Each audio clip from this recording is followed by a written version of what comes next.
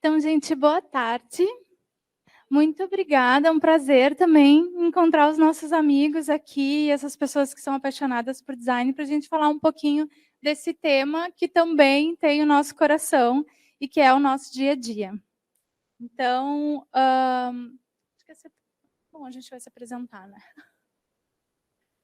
Sou eu, Eduardo, sou fundador da DB Server, uma empresa de tecnologia da informação e que tem trabalhado muito com design nos últimos 6, 7 anos, né, no qual eu ocupo, então, um papel na área de inovação, né, uma empresa que tem 30 anos e que a gente costuma dizer que é uma startup com 30 anos de vida. Opa!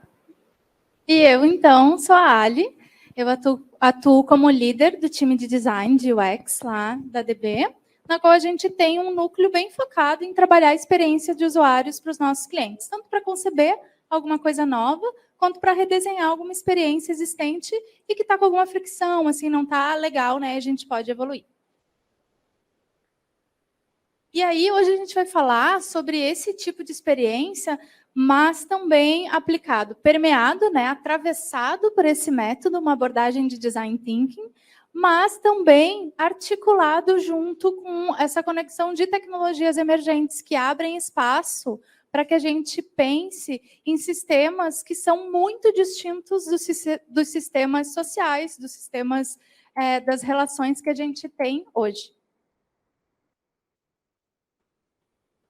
Legal. Um desafio que a gente enfrenta, né, nos processos de design, nos clientes, onde a gente trabalha desenvolvendo a cultura da inovação, é exatamente isso, como inserir a tecnologia enquanto elemento inspiracional para a construção de soluções inovadoras.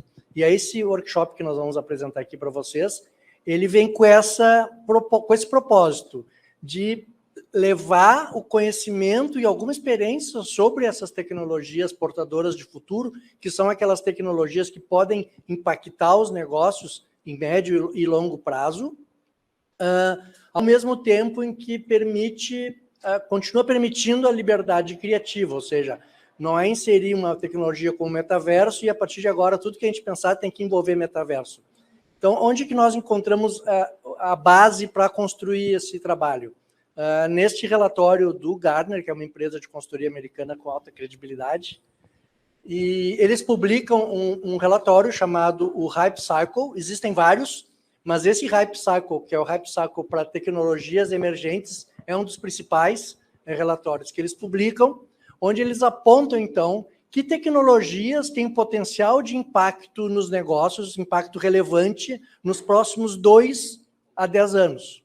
Então, nesse gráfico que a gente está vendo aqui, que é nessa curva, estão presentes diferentes tecnologias. Para 2022, foi feito um estudo de 2.500 tecnologias e selecionadas 25 que estão presentes, então, nesse relatório e nesse gráfico. E para cada uma delas, em que estágio se encontra e em que momento eles vão chegar no último estágio, que é o estágio onde nós já vamos ter, então, essa tecnologia de fato como um mainstream, impactando regularmente os negócios. Essa curva, chamada então Hype Cycle, tem 5 fases. A primeira fase é quando nascem as tecnologias. Na verdade, não é quando nascem, quando as pessoas começam a falar sobre as tecnologias e alguns experimentos começam a ser realizados. Uma fase bastante nascente, onde aparecem, então, os early adopters dessas tecnologias. Logo lá em cima vai chegar o pico, né, das expectativas infladas, onde a mídia toda fala sobre a tecnologia, né? Falei há pouco sobre metaverso, né? Então agora é o metaverso, e muito se publica, já se trabalha um pouco mais sobre isso, mas não existe ainda indicadores comprovados daquelas tecnologias de fato vieram para impactar os negócios e nem cases de grande retorno do investimento. Por isso que essa segunda fase ela é sucedida pela terceira fase, que é a depressão, né, da decepção.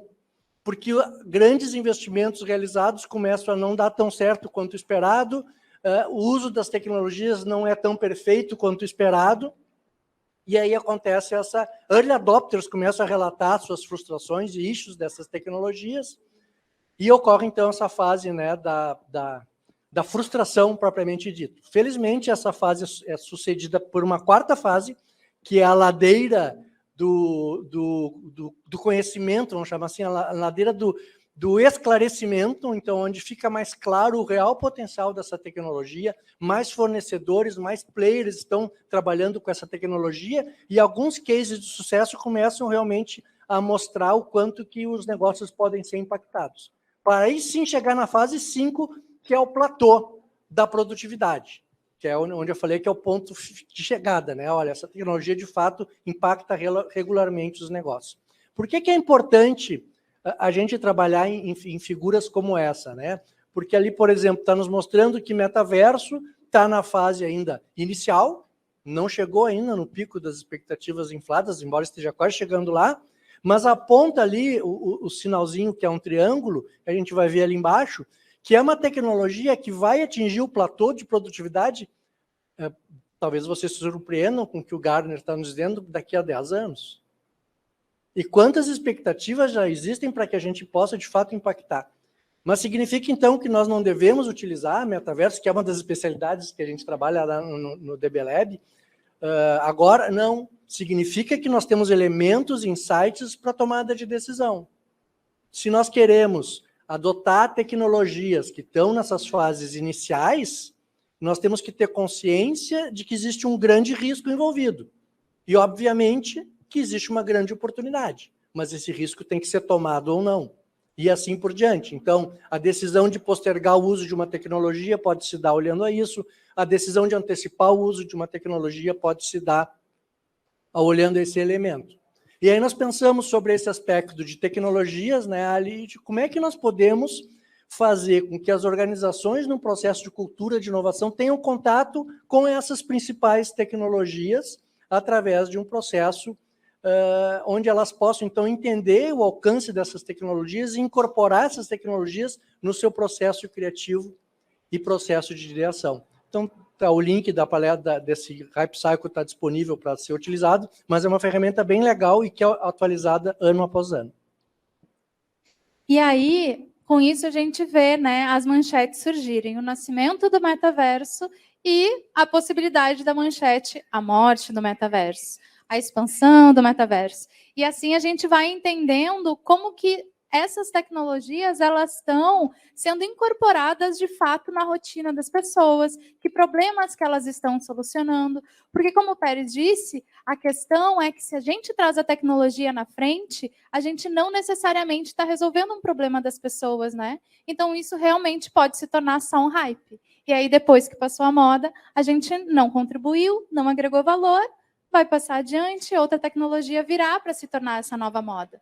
Por isso que é importante, e é o que nos traz aqui para esse papo hoje, que é, gente, no processo criativo, na nossa abordagem de projeto, a gente tem alguns cuidados para a gente poder conduzir o projeto dentro das possibilidades, da viabilidade das possibilidades, mas também sem perder o tom imaginativo que a gente pode agregar, porque elas realmente trazem uma perspectiva que é diferente das tecnologias tradicionais que a gente está utilizando no nosso dia a dia.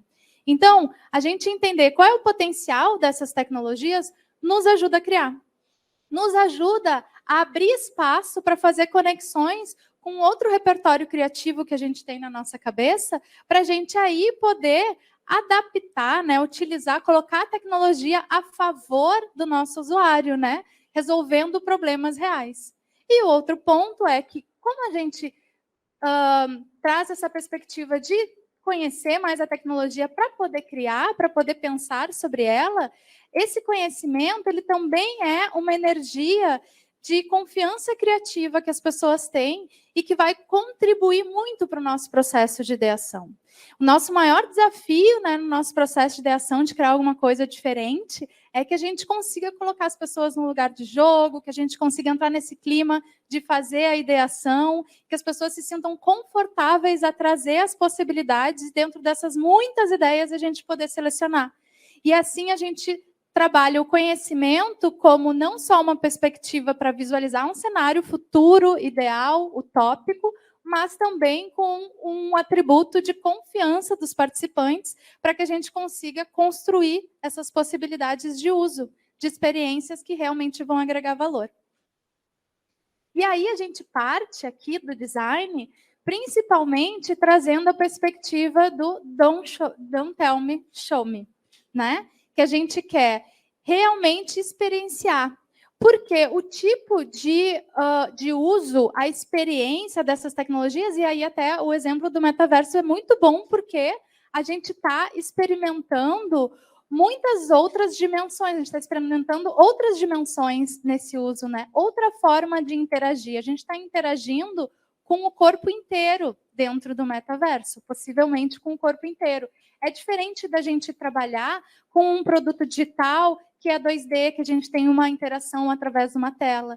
Então, pensar como que é uma experiência que ela seja intuitiva no metaverso é uma perspectiva bem diferente do que a gente pensar em intuitividade dentro de uma aplicação que a gente vai ter uma conexão 2D, né, diretamente com uma tela.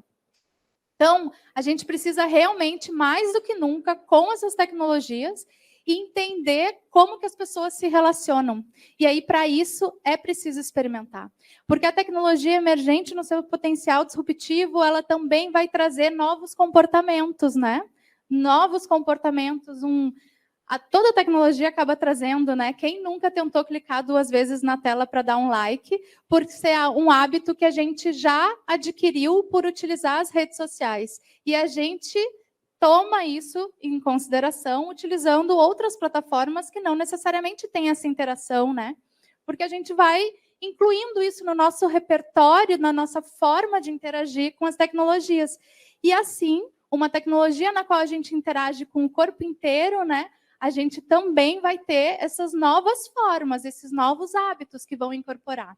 Então, a gente precisa realmente experimentar essas tecnologias para entender como é que é o melhor movimento ali para a gente poder criar. E o design, ele justamente traz essa possibilidade. Ele traz a possibilidade da gente unir um objetivo de negócio, né? A gente deslocar um pouco a perspectiva de focar na tecnologia e deslocar para o objetivo de negócio que a gente quer atingir, mas principalmente as necessidades dos usuários. E a gente buscar um equilíbrio entre os dois e, através de um processo criativo, a gente criar, de fato, alguma coisa que seja diferente, mas que seja diferente e relevante também para a vida dos nossos usuários. Então, a gente entende a rotina, entende esses elementos culturais e a gente traz eles para pensar na nossa experiência também. E aí, passou 2. A gente tem essa proposta, né, do Design Shot, que a gente já rodou em diversas oportunidades com algumas empresas de clientes, na qual a gente divide em 4 principais momentos para a gente fazer uma criação inicial. E aí a gente tem o momento de inspiração, de ideação, prototipação e teste. Então, aqui é um resuminho bem enxuto, né, do que o Design Thinking nos traz, para que a gente consiga iniciar essa exploração e ver quais são as oportunidades que fazem sentido dentro desse contexto de um objetivo de negócio e das necessidades das nossas pessoas usuárias. Então, o nosso primeiro momento, que é de inspiração, é realmente a gente inspirar para conhecer as novas perspectivas. Então, a gente deslocar a nossa visão do que a gente está acostumado, né, a olhar, a encarar como que é o funcionamento, qual é a oportunidade, e aí a gente se tornar um explorador de outros universos. Então, a gente entender qual é o universo das pessoas que vão utilizar aquele produto, a gente entender quais são as possibilidades das tecnologias que a gente poderia utilizar, a gente entender quais são as possibilidades de negócio cruzando, né, todos esses elementos, e aí a gente utilizar esses atributos em pró da inovação, de fato. Então, é realmente a gente se deslocar do que a gente conhece, do universo que a gente conhece, e a gente transitar entre outros universos possíveis. Então, isso também que a nossa experiência vai trazer. E quais são as relações entre esses diferentes universos, né? O que nos leva para o nosso segundo ponto, que é o ponto de idear para conceber esses novos mundos. Então, quando a gente está no nosso processo de ideação, nosso processo criativo, a nossa criatividade ela vai depender muito do repertório que a gente tem e das conexões que a gente faz do repertório que a gente tem na mente, para daí poder trazer alguma coisa que é inusitada, né? Que é criativa, que não é o tradicional e o comum. Então, quando a gente entende as possibilidades dessas tecnologias, em primeiro lugar, a gente está inspirado pelo contexto, pela tecnologia, pelos negócios, pelas pessoas, a gente abre espaço para poder criar essas conexões que são inusitadas. E aí a gente consegue conceber um contexto que é favorável para criar uma solução com uma tecnologia emergente que vá, de fato, agregar na vida do meu usuário. Claro que a gente pode, simplesmente, sem ter conhecimento nenhum, aventar muitas possibilidades das tecnologias, mas talvez isso não vá ser tão efetivo se o nosso objetivo é, de fato, projetar. Uma coisa é a gente fazer, né, um momento de ideação, na qual a ideia é só jogar diferentes propostas, né? Mas aquilo ainda é experimental, né? Realmente está ali no campo da criatividade. Mas quando a gente está falando de inovação, que a gente quer concretizar a criatividade na nossa realidade, né? A gente precisa ter um pouco de conhecimento para que esse conhecimento nos dê a segurança e nos dê as referências para que aí a gente crie coisas que façam maior sentido. Porque aquelas informações do nosso processo criativo de ideação a gente vai utilizar efetivamente para projetar. Então, esse é o nosso segundo ponto aqui, para poder conceber essas oportunidades e esses novos mundos, né, que a gente está criando. Então, um mundo hiperconectado, ou um mundo completamente virtual, ou um mundo na qual os dados vão nos guiar ou vão trazer possibilidades e opções na nossa vida na qual nem a gente considerava que seria oportuno e que seria a melhor escolha, o melhor caminho. Então, a gente, para criar esse mundo, esse espaço, a gente precisa dessa confiança e dessas referências. E aí, a gente tem o segundo ponto, que é viajar com objetivo definido e com boas companhias. Então, o processo de ideação ele funciona muito melhor quando a gente sabe qual é o objetivo que a gente quer chegar.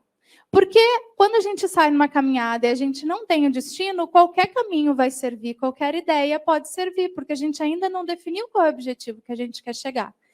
E a gente precisa, então, refletir sobre o nosso processo de ideação, onde a gente quer chegar, e aí ter uma ideação com esse norte que vai nos guiar a criar para poder concretizar aquele objetivo. E aí o segundo ponto também, não menos importante, são as boas companhias. Então, a gente poder fazer um processo criativo com pessoas que são especialistas nas tecnologias, que têm o conhecimento técnico de uso e essas referências, vai nos ajudar muito, porque por mais que a gente busque conhecimento sobre elas, e a gente entenda qual é o potencial, a pessoa especialista, ela vai agregar muito, tanto quanto, mas ela agrega esse conhecimento específico que nos ajuda a dar um norte para o que a gente está ali criando, que se tornará um projeto de inovação. Então, aqui a gente fez questão de trazer essa referência, porque o brainstorming e o processo criativo de ideação dentro da jornada do Design Thinking, ela contempla a perspectiva da gente ter os especialistas conosco. Mas, muitas vezes, no projeto, essa perspectiva de ter o especialista ela é esquecida. E daí a gente acaba tendo as pessoas stakeholders, às vezes as pessoas usuárias, né? Pessoas que são importantes ali para aquele contexto, mas não necessariamente o especialista. E o especialista ele pode não só trazer a solução, mas ele pode provocar as pessoas a pensar numa perspectiva que elas ainda não estão considerando. Ele pode também entender do que está surgindo ali, já visualizar várias possibilidades de conexões e ver, nossa, isso realmente não existe ainda. Então, daqui a pouco é um caminho que a gente pode dar uma explorada mais no nosso processo de ideação. O especialista está ali para nos apoiar.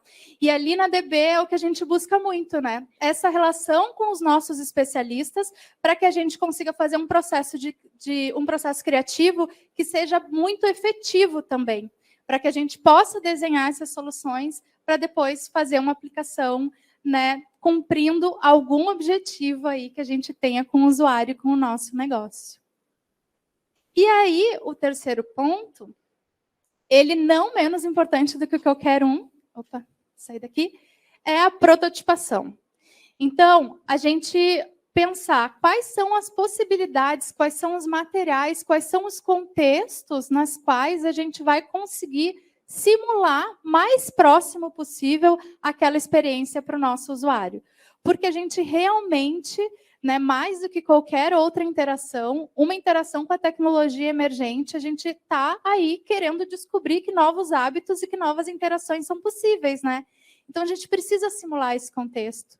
E, para isso, a gente precisa, às vezes, utilizar materiais que são diferentes dos materiais que a gente está acostumado a prototipar para um produto físico ou um produto digital 2D. E aí, a prototipação é que realmente vai fazer com que a gente aprenda muito e com que a gente redirecione e redefina o nosso projeto.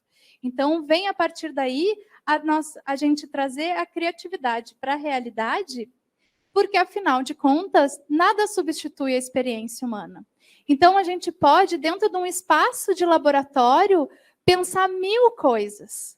Mas o produto, na vida real, com interferência, né, com outras pessoas falando, num contexto que vai trazer fricção, isso também vai fazer com que a gente entenda quais são os cuidados que a gente deve ter para poder oferecer uma experiência segura e na qual as pessoas se sintam confiantes de fato, seguir em frente. A gente já tem, né, a nossa preocupação com a curva de aprendizado com os produtos mais tradicionais. Ainda a gente, quando está falando de design, produto digital, a gente ainda está falando nisso. E com uma tecnologia emergente mais ainda, né? Qual é a curva de aprendizagem que a gente vai ter para que as pessoas entendam alguns comportamentos e formas de interação básica ali, para elas seguirem confiantes no nosso produto e não para elas pensarem isso não é para mim. Isso não faz sentido, eu não sou bom o suficiente para poder utilizar essa solução, né? A gente quer o oposto.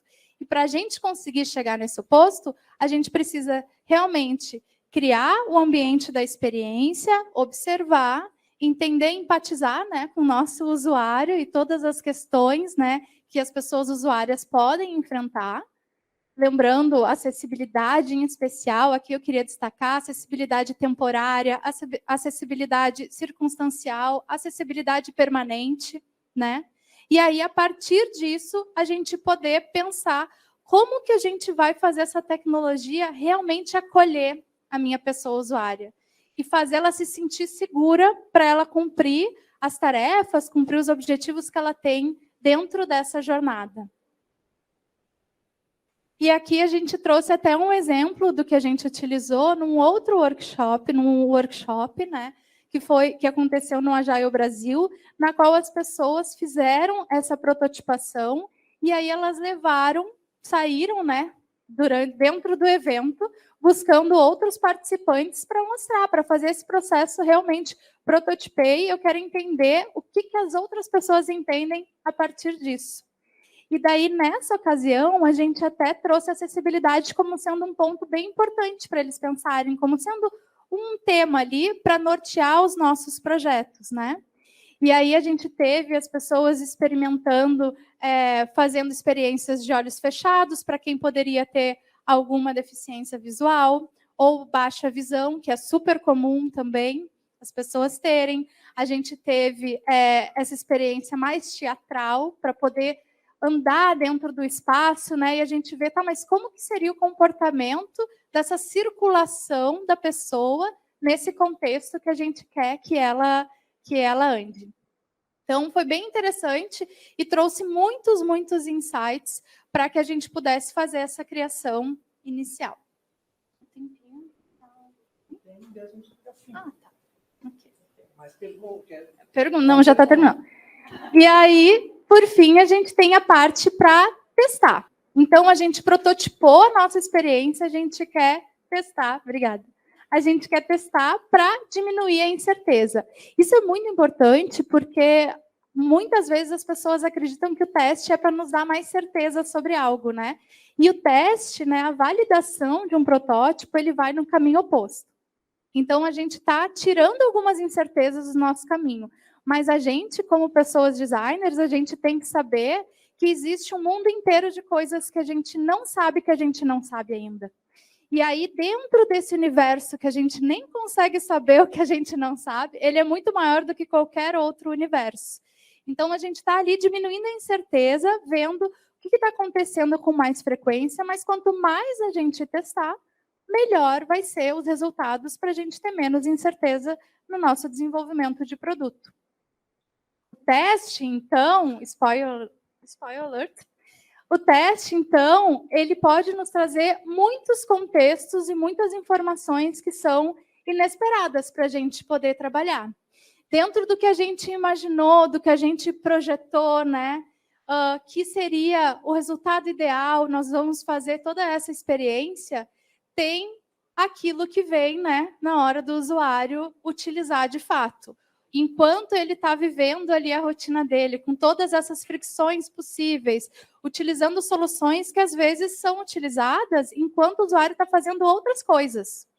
Nem sempre a solução que a gente está concebendo é uma solução na qual o usuário vai fazer o uso concentrado, parado. Existem soluções que demandam isso, mas existem soluções que a gente faz fazendo 1000 outras coisas.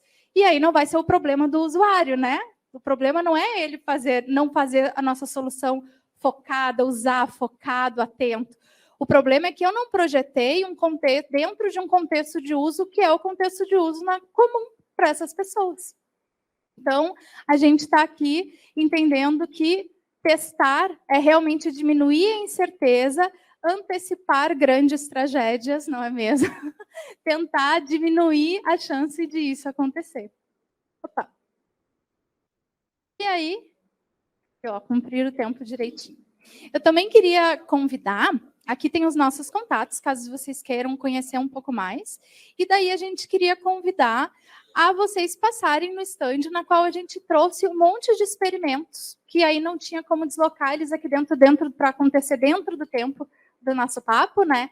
Mas os experimentos dessas tecnologias, eles estão aqui no nosso espaço, aqui embaixo, então vocês podem passar sem problema nenhum ali e experimentar um pouco dessas tecnologias que a gente está comentando.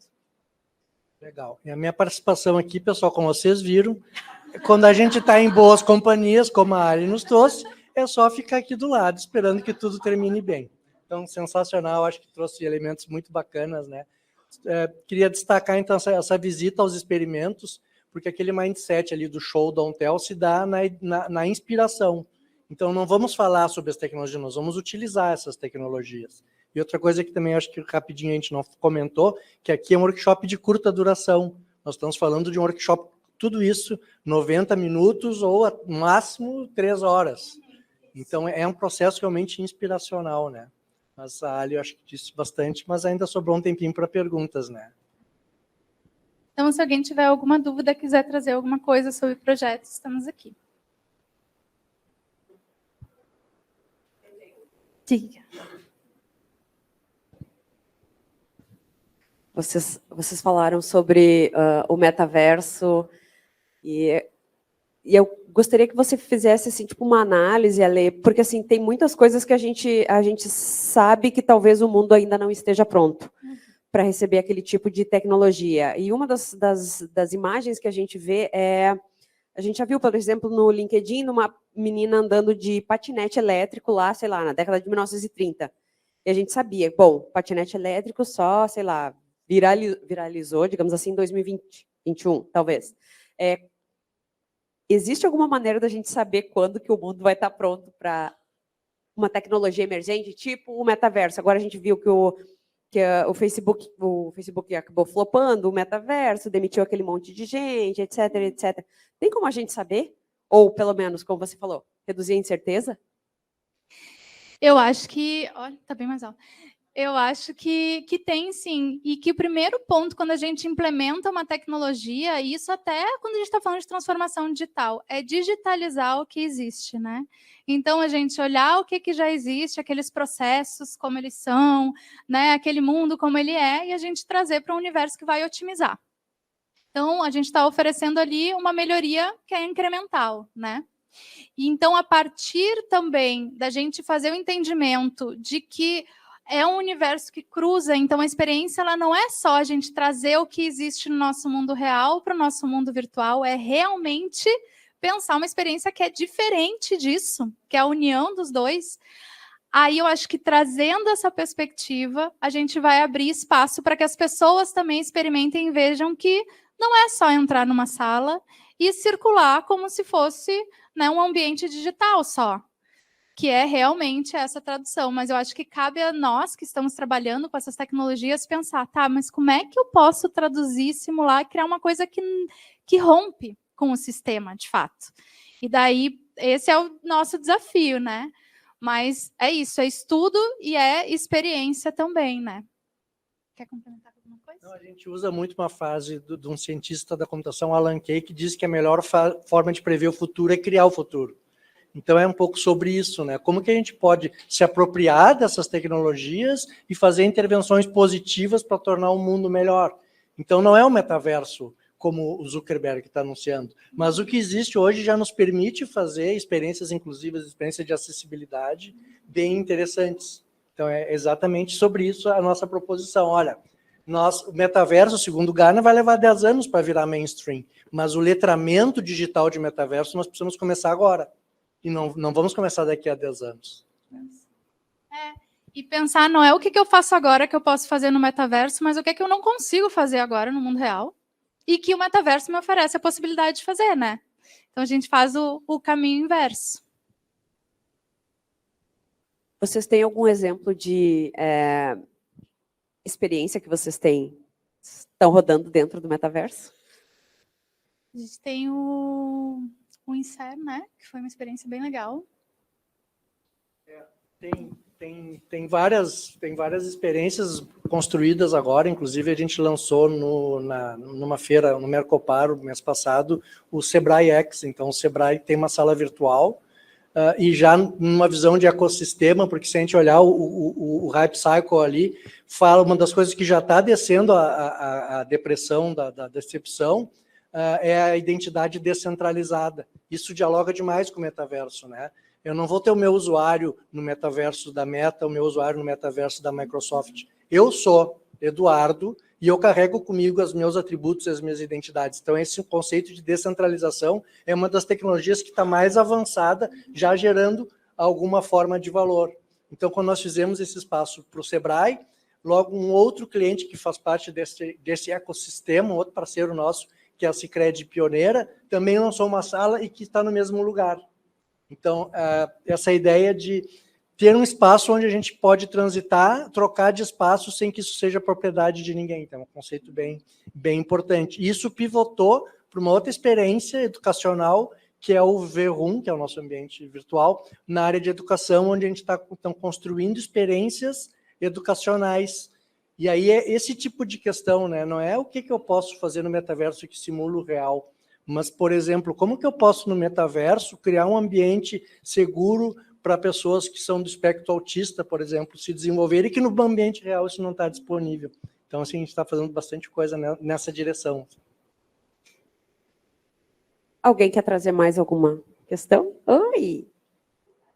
Não é uma pergunta, é mais um depoimento. Assim, eu participei do laboratório de inovação da DB pelo Sicredi, então eu participei de toda essa prototipação, a gente conseguiu aplicar isso ainda quando eu estava na cooperativa, então foi um grande momento de aprendizagem, assim, foi um dos primeiros momentos de contato que a gente teve.